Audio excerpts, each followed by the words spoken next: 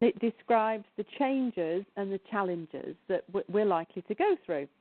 It actually all began back in 2004.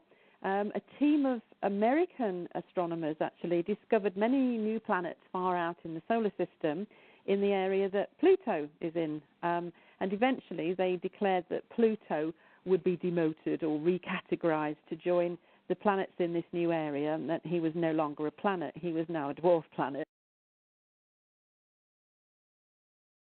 This was quite an important time for ancient American and Pacifican spiritual beliefs, because two of these new planets were given names from older Easter Island and Hawaiian deities, and another one was given a name from the Inuit tribes of Canada and Alaska.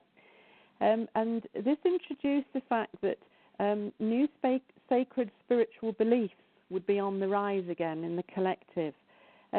Actually, this choice of names was very unusual, and it really broke away from old traditions, because new planets are normally named after the old Roman gods. I looked at what these old deities had meant to these amazing ancient cultures, and I was absolutely blown away by the history, the dignity of these people, how very connected their religious beliefs had been to Mother Earth. And strangely, since then, quantum physics has been telling us that subatomic particles are made of magical force and energy.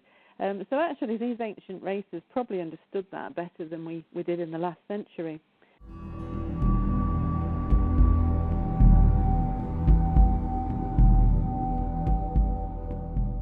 Sedna. She's actually a planetoid, and she is so far out in the solar system, it takes her 10,500 years to go around the solar system, which is absolutely amazing. The actual planet, Sedna, she was named after an underworld goddess of the Inuit tribes of Alaska and Greenland. And since we've discovered her, weathermen actually have discovered that the jet stream, which is a high-speed, high-altitude air current circling the northern hemisphere, keeps slackening and kinking.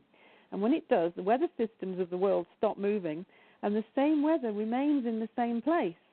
So we get extreme weather events like the floods in Pakistan or severe drought in West Africa and Russia. So that's one of the things that will come up in the future.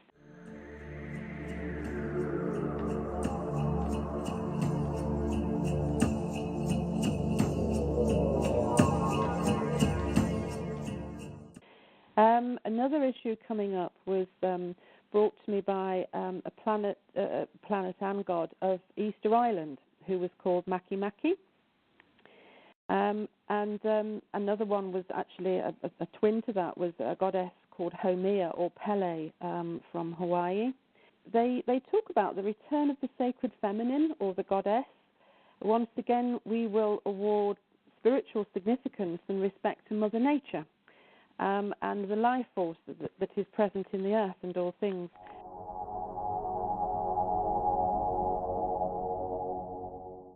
Science will discover other dimensions. Invisible dark matter and dark energy of science is actually the same as the underworld and the heaven of most of our ancient spiritual texts.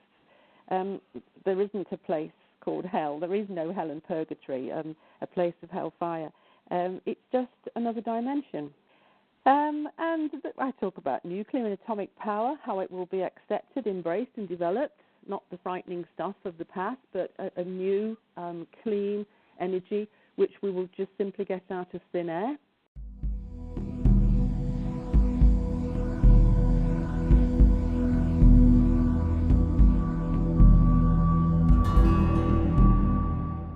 The stories of 2012 actually began when the fans of the Mayan civilization worked out that one of their calendars came to an end and restarted at the end of 2012, on the 21st of December 2012 to be exact. I think the reason is that the collective does sense that change is coming, big change.